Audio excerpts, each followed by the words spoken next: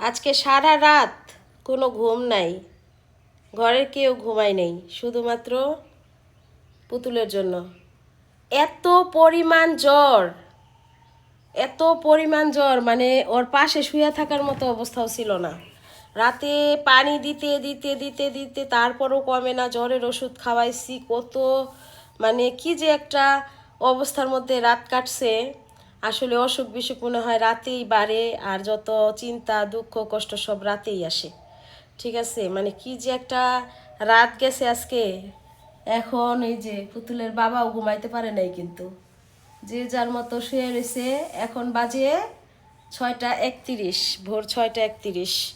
পুতুলরে হচ্ছে মানে খাবার দাবার কিছুই খাইতে পারে না।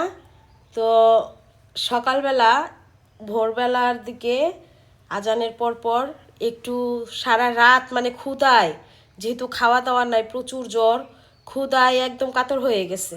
পরে একটু পোলার চাল দিয়া জাউ রান্না করছি, জাউ রান্না করে একটুখানি খাওয়াইছি। দেখি আম্মু, এই যে এখনো কিন্তু জ্বর আছে। আম্মু, তোমার কেমন লাগতেছে? বেশি ভালো লাগে না। সবার কাছে দোয়া চাও, বলো আন্টি আঙ্কেলরা আমার জন্য দোয়া করো, বলো। তোমরা সবাই আমার জন্য দোয়া করো। বলো আমি অনেক অসুস্থ। আমি অনেক অসুস্থ।